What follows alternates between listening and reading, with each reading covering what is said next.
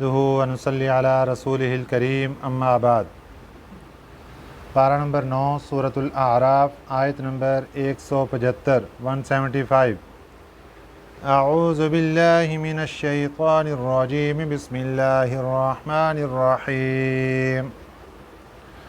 واتل علیہم نبأ الذی آتیناہ آیاتنا فانسلخ منها فأتبعه الشیطان فکان من الغاوین ولو شئنا لرفعناه بها ولكنه أخلد إلى الأرض واتبع هواه فمثله كمثل الكلب إن تحمل عليه يلهث أو تتركه يلهث ذلك مثل القوم الذين كذبوا بآياتنا فاقصص القصص لعلهم يتفكرون ساء مثلا القوم الذين كذبوا بآياتنا وأنفسهم كانوا يظلمون صدق اللہ العظیم۔ آج کے سبق میں بنی اسرائیل کے ایک بہت بڑے عالم، بہت بڑے درویش، اس کا تذکرہ اور اس کا آخری انجام، بہت عجیب و غریب واقعہ آج کے سبق میں مذکور ہے، اور اس واقعے سے ہمارے لیے بہت سے اسباق اللہ تعالیٰ کی طرف سے دیے گئے ہیں۔ قرآن پاک میں اللہ تعالیٰ نبی پاک صلی اللہ علیہ وسلم کے ارشاد فرما رہے ہیں وَاتْلُو۔ وَاتْلُو اصل میں ہے اتلو، تلاوت کیجئے، اور اس کا معنی ہے سنا دیجئے، علیہم ان کو، یعنی مدینہ طیبہ میں جو آپ کے پاس یہودی رہتے ہیں ان کو سنا دیجئے، نبأ حالات، الذی اس بندے کے، آتیناہ دی ہم نے اس کو، آیاتنا اپنی آیتیں، یعنی اپنے علوم وافر مقدار میں اللہ تعالیٰ نے اس کو دیے، تورات کا عالم بنایا اور بہت کچھ اس کو عطا فرمایا۔ فانسلخ منہا، پھر وہ نکل گیا اس سے، پھر اتار دیا اس نے اس کو۔ انسلخ یہ لفظ استعمال ہوتا ہے جب کسی چیز کو وہاں سے بالکل جدا کر دیا جائے، جیسے جانور سے کھال کو اتار دیا جائے، اس کو بھی انسلاخ کا لفظ بولا جاتا ہے اس پر۔ تو اس آدمی کو اللہ تعالیٰ نے علوم دیے، لیکن اس نے فانسلخ منہا، وہ اس سے نکل گیا، یعنی جس طرح کھال سے بکرا ہے یا کوئی بڑا جانور ہے یا مرغی ہے، وہ کھال سے بالکل نکل کے الگ ہو جاتی ہے اور کھال کے ساتھ اس کا کوئی تعلق اور ربط باقی نہیں رہتا، اسی طرح اس آدمی کا واقعہ اللہ تعالیٰ بیان فرما رہے ہیں کہ ہم نے تو اس کو علوم دیے تھے، ہم نے تو اس کو آیات کا علم دیا تھا، فانسلخ منہا، پھر اس نے کیا کیا کہ وہ نکل گیا اس سے، اور اس کے نکلنے کے بعد پھر اگلا حملہ کس کا ہوا؟ فَأَتْبَعَهُ الشَّيْطَانُ، پھر پیچھے لگ گیا اس کے شیطان، فَكَانَ مِنَ الْغَاوِينَ، پھر وہ بندہ ہو گیا گمراہوں میں سے۔ اصل ابتدا اس بندے کی درویشانہ تھی، اصل ابتدا اس بندے کی اللہ سے ڈرنے والا تھا، خوف خدا رکھنے والا تھا، متقی پرہیزگار تھا، لیکن ایک وقت ایسا آیا کہ اس سے ایک کام ایسا ہو گیا، اس سے ایک گناہ ایسا سرزد ہو گیا جس کی نحوست اور اثرات ایسے پڑے کہ اس سے وہ سارا علم ایسے اتار لیا گیا جس طرح جانور سے کھال کو اتار کے الگ رکھ دیا جاتا ہے۔ اور اس کا آگے اس کو نقصان کیا ہوا کہ شیطان جو کتنی دیر سے الرٹ تھا اس بات پر کہ کب مجھے موقع ملے اور میں اس درویش پر حملہ کروں، اس نے فوراً اس پر حملہ کیا، اور نتیجہ آگے کیا نکلا کہ اس کو گمراہ کر دیا۔ وَلَوْ شِئْنَا، اگر ہم چاہتے، لَرَفَعْنَاهُ بِهَا، تو ہم بلند کر دیتے اس کو، بِهَا، ان آیات کی وجہ سے جو اس نے جتنی زندگی آیات پر عمل کرتے ہوئے گزاری، ہم اس زندگی کا اعتبار کرتے ہوئے ہم چاہتے تو ہم اس کو بلند کر دیتے، اس کو بلند درجہ دے دیتے، لیکن وَلَٰكِنَّهُ، لیکن اصل دیکھا جاتا ہے انجام، آخری انجام کیا تھا، وَلَٰكِنَّهُ، لیکن اس نے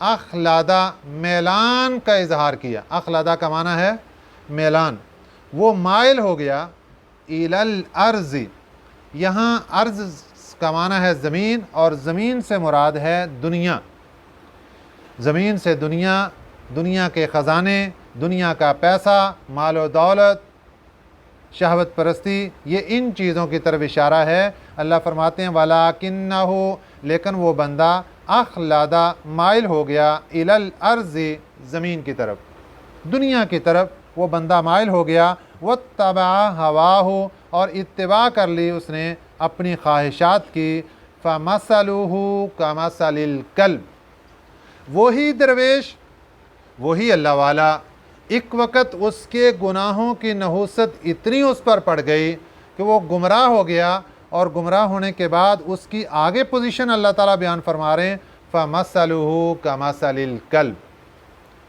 اس کی حالت ایسی ہوگی جیسے کتے کی حالت ہوتی ہے۔ ان تحمل علیہ یلہث، یہ کتے کی حالت اللہ تعالیٰ بیان فرما رہے ہیں۔ اب کتے کی حالت کیا ہوتی ہے کہ کتا اپنا سانس لینے کے لیے، اس کے اندر گرمائش بہت زیادہ ہوتی ہے، یہ اپنا سانس لینے کے لیے یہ اپنے منہ کو پورا کھولتا ہے اور کھول کے زبان کو باہر نکالتا ہے، تو پھر اندر سے اس کو آسانی اور سکون کا سانس آتا ہے۔ باقی اس کے علاوہ جتنی بھی جاندار ہیں ان کو اللہ تعالیٰ نے ایسی پوزیشن نہیں دی، وہ بآسانی سکون کا سانس بغیر زبان باہر نکالے لے لیتے ہیں۔ ہاں، اگر کوئی موقع ایسا آ جاتا ہے کہ وہ بھاگتے ہیں یا تھکاوٹ محسوس کرتے ہیں، جس طرح انسان جب بھاگتا ہے تھکاوٹ محسوس کرتا ہے، پھر اس کو منہ کھول کے تھوڑا سا لمبا سانس لینے پڑتے ہیں، پھر سانس، جس کو کہتے ہیں سانس چڑھ گیا، تو تھوڑا سا سانس لیتے وقت اس کو دشواری ہوتی، تو باقی جتنے بھی جاندار ہیں ان کو ایک خاص موقع پر جا کر یہ پوزیشن کا سامنا کرنا پڑتا ہے، لیکن یہ کتا ایک ایسا جانور ہے کہ اس کو ایک خاص پوزیشن پر نہیں بلکہ ہر وقت ہی اس کی یہ حالت ہوتی ہے کہ اس کو سانس لیتے وقت زبان باہر نکالنا پڑتی ہے، تب اس کو سکون کا سانس آتا ہے۔ تو اللہ تعالیٰ نے کتے کی یہ حالت بیان کی، اور اس عالم اور درویش کو بارے میں اللہ تعالیٰ فرما رہے ہیں فَمَثَلُهُ، آخر کار نتیجے میں جا کر اس کی حالت کَمَثَلِ الْقَلْبِ، کتے کی طرح ہو گئی۔ ان تحمل علیہ یلہث، ان کا معنی ہے اگر، تحمل کا ایک معنی ہوتا ہے بوجھ ڈالنا، تحمل کا ایک معنی ہوتا ہے حملہ کرنا۔ یہاں پر ہم کہیں گے کہ اگر وہ بوجھ اٹھائے، علیہ بوجھ ڈالیں، علیہ اس پر، یلہث تو تب بھی ہانپتا ہے، او تترکہ یا بوجھ اٹھا دیں، یلہث تب بھی ہانپتا ہے۔ اور دوسرا معنی کیا بنے گا؟ ان تحمل، اگر حملہ کریں اس پر، یلہث تب بھی ہانپتا ہے، او تترکہ یلہث یا حملہ نہ کریں تب بھی ہانپتا ہے۔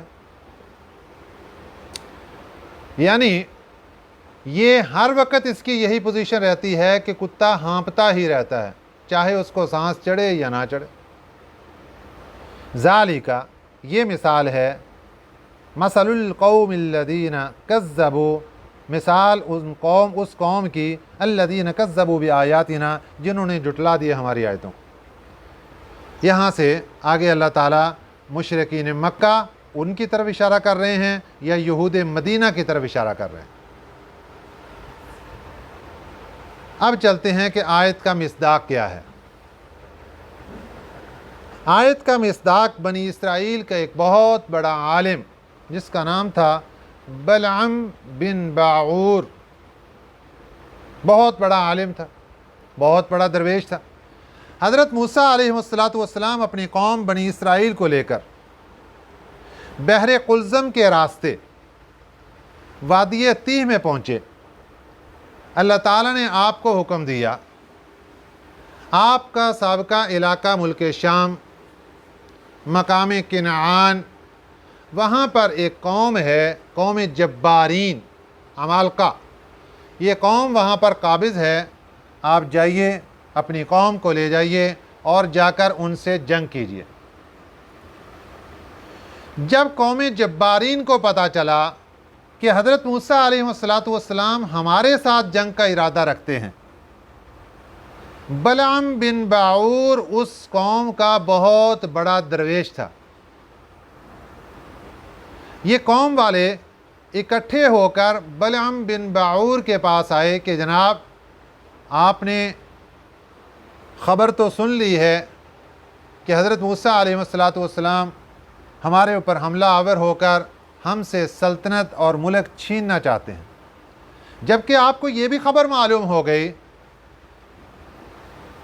کہ پیچھے انہوں نے فرعون کو شکست دے دی اور فرعون کا 12 لاکھ کا لشکر سارے کا سارا بحر قلزم میں غرق ہو گیا، اور یہ اب ہمارے اوپر حملہ کرنا چاہتے ہیں، لہذا آپ ایسے کیجئے، آپ ان کے لیے بد دعا کیجئے۔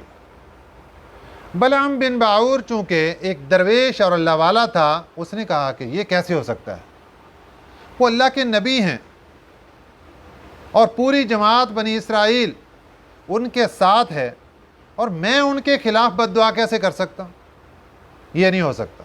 اس نے جواب دے دیا ان کو۔ قوم والوں نے دوسرا راستہ اختیار کیا کہ ان کو رشوت دی ہدیہ بنا کر۔ اب رشوت جب ملی تو دنیا داری ایک ایسی چیز ہے کہ جس کے آگے اثرات اور نحوست نکلتی ہے۔ اب جس وقت رشوت دی اس وقت کچھ نہیں بولا، بس یہ ہے جی ہماری طرف سے تحفہ قبول کر لیجیے۔ اب اس نے تحفہ قبول کر لیا، ہدیہ قبول کر لیا۔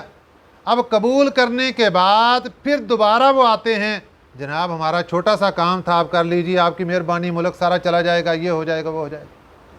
اچھا چلو ٹھیک ہے، میں استخارہ کرتا ہوں۔ بلعم بن باعور، اس کو اللہ تعالیٰ نے ایک بہت بڑی نعمت دے رکھی تھی جو کروڑوں میں کسی ایک کے پاس ہوتی ہے۔ یہ مستجاب الدعوات بزرگ تھے، ان کی ہر دعا قبول ہوتی تھی، اور اس کا طریقہ یہ تھا کہ جب اس سے کوئی دعا کروانے آتا تو یہ پہلے استخارہ کرتے تھے۔ انہوں نے کہا کہ میں استخارہ کرتا ہوں۔ استخارہ کیا تو استخارے کے اندر ان کو جواب دے دیا گیا کہ آپ بد دعا نہ کیجیے، آپ کے لیے نقصان ہوگا۔ تو انہوں نے جواب دے دیا ان کو۔ انہوں نے چونکہ رشوت دی تھی، انہوں نے دوبارہ پھر اور رشوت، تحائف، تحفہ تحائف دیے، اور ساتھ انہوں نے دوبارہ پھر اپیل کر دی۔ آخر کار انہوں نے اس کو راضی کر لیا۔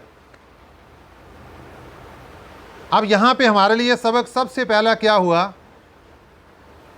کہ رشوت اور دنیاوی تحفے تحائف یہ انسان کی زندگی کو ہلاکت کے دہانے پر لانے کے لیے یہ کردار ادا کرتے ہیں جو اس وقت درویش کے ساتھ ہونے لگا۔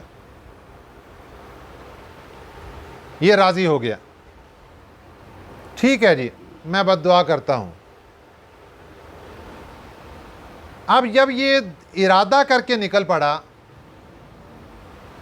تو جیسے ہی اس نے ارادہ کیا، اب اس کے اوپر جو بزرگی کا لباس تھا، جو اللہ کی ولایت اور دوستی کا لباس اس کے اوپر تھا، جو اللہ کی معرفت کا لباس اس کے اوپر تھا، اللہ نے اس کا ذکر یہاں پر فرما دیا، فَانْسَلَخَ مِنْهَا۔ بس جب وہ نکل پڑا اس کام کے لیے، اب وہ لباس سارے کا سارا اتار دیا گیا، وہ نکل گیا، اس معرفت سے آگے نکل گیا، وہ اس اللہ کی دوستی کا لباس اتار کر پھر سائڈ پہ نکل گیا۔ بس جب اس نے اللہ کی معرفت اور دوستی کا لباس اتار دیا، اب نحوست پڑی، اب خالی تھا تو شیطان نے حملہ کیا، فَأَتْبَعَهُ الشَّيْطَانُ، اب شیطان نے حملہ کر کے اپنے ہاتھ میں اس کو پکڑ لیا، جس طرح گیند کھیلنے والا گیند کو گھماتا ہے، جیسے مرضی جدھر کو چاہا گھما دیا، ایسے شیطان نے اس کو گھمایا جدھر کو چاہا۔ اب یہ خچر پر سوار ہوا اور ایک پہاڑ کی چوٹی پر چڑھنے لگا کہ وہاں جا کر میں حضرت موسیٰ علیہ السلام کے خلاف بد دعا کرتا ہوں، نعوذ باللہ من ذالک۔ راستے میں خچر کتنی دفعہ بیٹھا، بہت لمبا واقعہ ہے، آخر کار یہ پہاڑ کی چوٹی پر پہنچا، اس نے ہاتھ اٹھائے، اب یہ دعا کرتا ہے، اپنی قوم کے حق میں دعا مانگ رہا ہے، بنی اسرائیل کے مخالف بد دعا کر رہا ہے، لیکن اللہ کی طرف سے کیا ہو رہا ہے کہ جو الفاظ یہ اپنی قوم کے لیے بولتا ہے، اللہ وہاں پر بنی اسرائیل کا لفظ ڈال دیتے ہیں، اور جہاں پر بنی اسرائیل کے لیے کچھ کہنا چاہتا ہے وہاں اس کی قوم کا لفظ ڈال دیتے ہیں۔ گویا کہ یہ اپنی قوم کے لیے بد دعا کر رہا ہے، بنی اسرائیل کے لیے خیر کی دعائیں مانگ رہا۔ اللہ تعالیٰ نے حضرت موسیٰ علیہ السلام کا معجزہ تھا، ان کی برکت تھی، اللہ نے اس کی زبان سے بد دعا نکلنے نہیں دی، لیکن چونکہ یہ بد دعا کا ارادہ کر چکا تھا، اللہ نے اس کو پکڑ لیا، فَأَتْبَعَهُ الشَّيْطَانُ فَكَانَ مِنَ الْغَاوِينَ۔ بس اب پکڑ آ گئی، اب پکڑ کا پھر کیا ہوا، وَلَوْ شِئْنَا لَرَفَعْنَاهُ بِهَا وَلَكِنَّهُ أَخْلَدَ إِلَى الْأَرْضِ وَاتَّبَعَ هَوَاهُ۔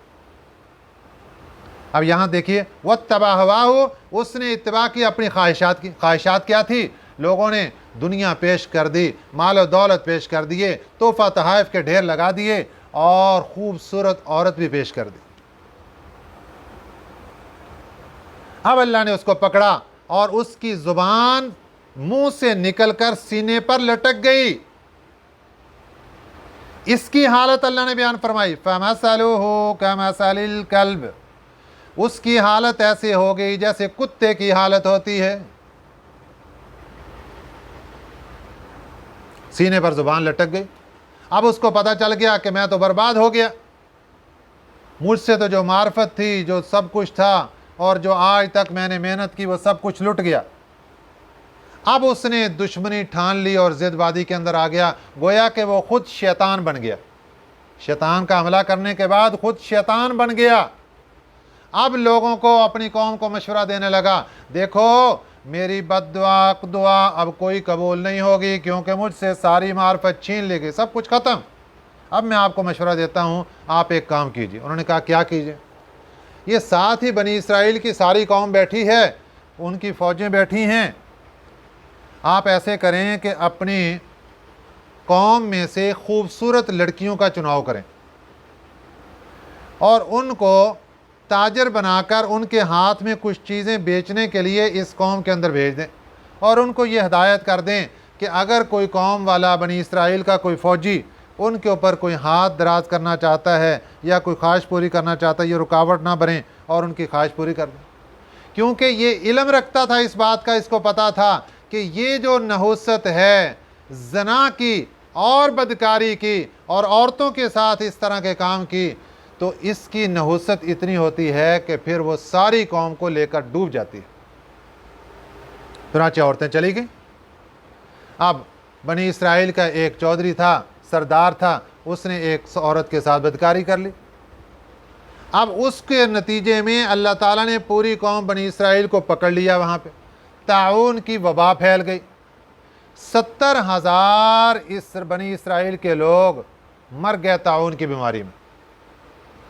پھر بنی اسرائیل کے لوگوں نے اللہ تعالیٰ سے معافی مانگی، اور ایک دوسرا سردار تھا، اس کو جب پتہ چلا کہ یہ اس سردار کی وجہ سے یہ معاملہ ہوا، اس نے اپنا خنجر نیزہ نکالا اور نکال کر اس سردار کو بھی اور اس عورت کو بھی دونوں کو قتل کر دیا اور اللہ سے دعائیں مانگی، توبہ کی درخواست کی، تو پھر اللہ تعالیٰ نے طاعون کی وبا ختم فرما دی۔ اس کا تذکرہ یہاں پر اللہ تعالیٰ نے آج کے سبق میں بیان فرمایا۔ یہاں پر ایک اور بات بھی عرض کرتا چلوں، ہمارے نبی صلی اللہ علیہ وسلم نے بھی استخارے کا حکم ارشاد فرمایا ہے کہ جب بھی تم نے کوئی کام کرنا ہے تو پہلے استخارہ کر لو، استخارہ کرنے میں بھلائی ہے۔ ایک فوجی صاحب تھے اور فوج میں وہ بہت بڑے عہدے پر تھے، کرنل تھے۔ اس کو ایک لڑکی پسند آ گئی، وہ اس کا عاشق ہو گیا۔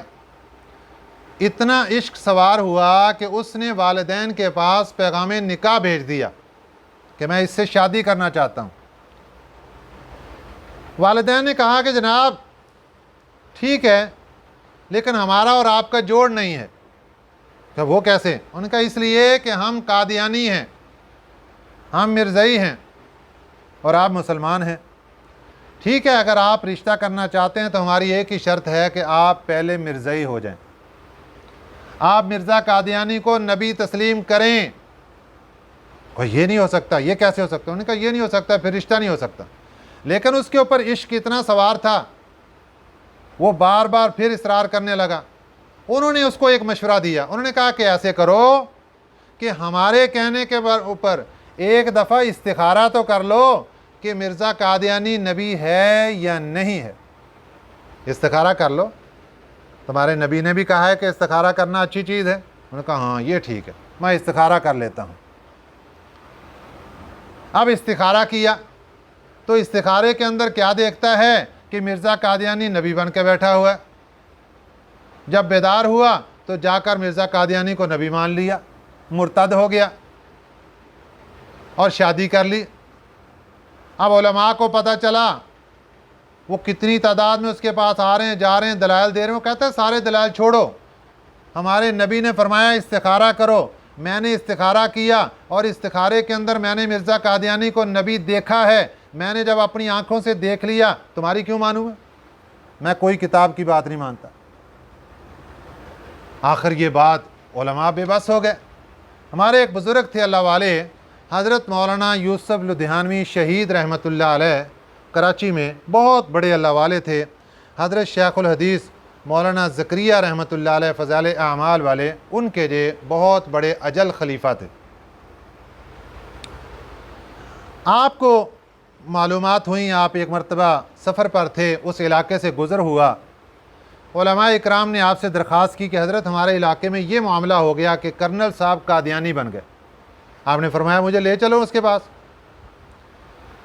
علماء اکرام لے گئے تو آپ نے جا کر اس قادیانی سے جب بات شروع کی تو اس نے کہا دیکھو حضرت، میں دلائل بہت سن چکا ہوں، مجھے کسی دلیل کی ضرورت نہیں، مجھے صرف ایک سوال کا جواب چاہیے کہ میں نے جب استخارے کے اندر قادیانی کو نبی دیکھا ہے اور ہمارے نبی نے خود فرمایا ہے کہ استخارہ کر لو تو بھلائی ہوگی، میں نے جب دیکھا ہے نبی خود تو اب میں مان گیا تو کیا ہوا؟ انہوں نے کہا کہ ٹھیک ہے۔ اب انہوں نے فرمایا، حضرت مولانا یوسف لدھیانوی شہید رحمۃ اللہ علیہ نے فرمایا کہ دیکھو کرنل صاحب، جب آپ نے استخارہ کیا، ہمارے نبی نے درست فرمایا استخارہ کرنا بھلائی ہے، لیکن یہ مسلمانوں کے لیے حکم ہے۔ آپ نے جس وقت استخارہ کیا اس وقت آپ مسلمان نہیں تھے، کافر ہو چکے تھے۔ انہوں نے کہا یہ کیسے ہو سکتا ہے؟ میں اس وقت کافر نہیں تھا، اس وقت تو ابھی میں قادیانی بھی نہیں تھا۔ اب حضرت کا جملہ سنیے جو کہ سونے سے پانی کے لکھنے کے قابل ہے۔ آپ نے فرمایا کہ دیکھو ہمارے نبی صلی اللہ علیہ وسلم آخری نبی ہیں۔ جب آپ نے یہ سوچ کر کہ میں مرزا قادیانی کو چیک کروں کہ وہ نبی ہیں یا نہیں ہیں، گویا کہ آپ نے اپنے نبی کی نبوت، ختم نبوت پر شک کا اظہار کر دیا۔ جب شک ختم نبوت ہوا، آپ کا ایمان جاتا رہا، آپ کفر میں چلے گئے۔ جب آپ کفر میں گئے تو آپ کا استخارہ کفر میں ہوا، آپ کو قادیانی نبی نظر آ گیا۔ تو جب کفر کی حالت میں تو شیطان کچھ بھی آپ کو دکھا سکتا ہے۔ یہ تو اللہ تعالیٰ نے مسلمان کے لیے پردہ رکھا ہے، مسلمان کے لیے اللہ تعالیٰ نے ساری چیزیں رکھی ہیں کہ جب تک وہ اسلام کے اندر ہے تو اللہ تعالیٰ ایمان کی وجہ سے اور اسلام کی وجہ سے اس کے اوپر اپنے نبی صلی اللہ علیہ وسلم کی ایک نسبت کی برکت سے اللہ تعالیٰ اس کی حفاظت فرماتے ہیں۔ آپ تو شیطان کے ہاتھ چڑھ گئے، پھر اس کو سمجھ آ گئی اور وہ رویا، حضرت کے ہاتھ پر توبہ طیب ہوا اور قادیانی سے توبہ طیب ہو کر پھر وہ اسلام کے اندر داخل ہو گیا۔ یہاں اللہ پاک نے کیا فرمایا؟ ذالک، یہ اس میں اشارہ ہے، مثل القوم الذین کذبوا، یہ مثال ہے اس قوم کی، الذین جنہوں نے کذبوا جھٹلایا، بآیاتنا ہماری آیتوں کو۔ یہاں ایک مراد مشرکین مکہ وہ مراد ہیں، اور دوسرے نمبر پہ یہود مدینہ وہ مراد ہیں، دونوں کے بارے میں روایات مذکور ہیں۔ فقصص القصص، سو بیان کر ان کے احوال، لعلہم یتفکرون، شاید کہ وہ دھیان دیں۔ یہ ایسے واقعات ان کے سامنے بیان کرو شاید کہ یہ ان کی توجہ بن جائے۔ ساء مثلا القوم الذین کذبوا، بری ہے مثال اس قوم کی، الذین جنہوں نے کذبوا جھٹلا دیا، بآیاتنا ہماری آیتوں کو، وانفسہم کانوا یظلمون، اور وہ اپنا ہی نقصان کرتے رہے۔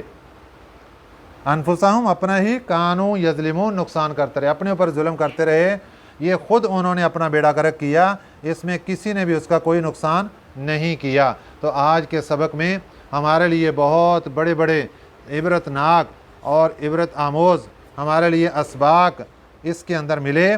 ایک یہ کہ انسان کو اپنے زہد اور تقوی پر کبھی ناز نہیں کرنا چاہیے، اپنی عبادت پر کبھی ناز اور فخر نہیں کرنا چاہیے، بلکہ اس کو اللہ کی دی ہوئی نعمت سمجھ کر ہر وقت اللہ تعالیٰ سے استقامت کی دعا مانگنی چاہیے، عاجزی اور انکساری رکھنی چاہیے۔ اس لیے تو ہم بار بار اللہ تعالیٰ سے دعا مانگتے ہیں، اے اللہ ایمان والی زندگی عطا فرما دے، اے اللہ خاتمہ بالخیر عطا فرما دے۔ دوسرے نمبر پہ انسان کو ایسے موقع اور ایسے مقدمات سے بھی پرہیز کرنا چاہیے جس سے اس کی دین کی خرابی کا اندیشہ ہو۔ لوگ آ جاتے ہیں طرح طرح کی باتیں اور طرح طرح کی باتیں کرتے ہیں، مسائل پوچھتے ہیں، تو ایسا کام جس سے انسان کو دین کی خرابی کا اندیشہ ہو وہاں سوچے بھی نہ۔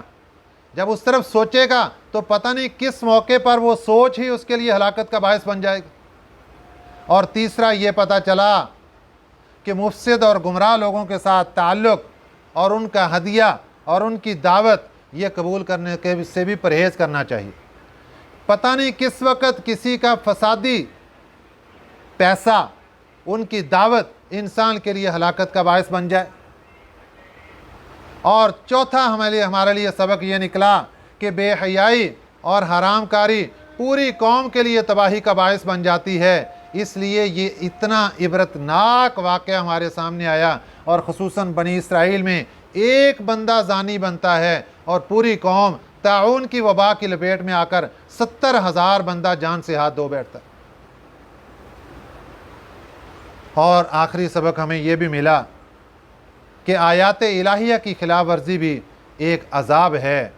ہمیں چاہیے ہم قرآن پاک کی ایک ایک آیت کو سینے سے لگائیں، اس کو آنکھوں کا سرما بنائیں اور اس کو اپنے دل کی ٹھنڈک بنائیں، آنکھوں کا نور بنائیں، قرآن پاک سے پیار کریں، محبت کریں، عشق کریں، تاکہ یہ قرآن پاک ہمارے لیے دنیا کا بھی ساتھی ہو، قبر کا بھی ساتھی ہو، حشر کا بھی ساتھی ہو، اور جنت میں لے کر جانے والا بن جائے۔ نہ یہ کہ قرآن پاک کی کسی آیت ہمارے لیے کسی آیت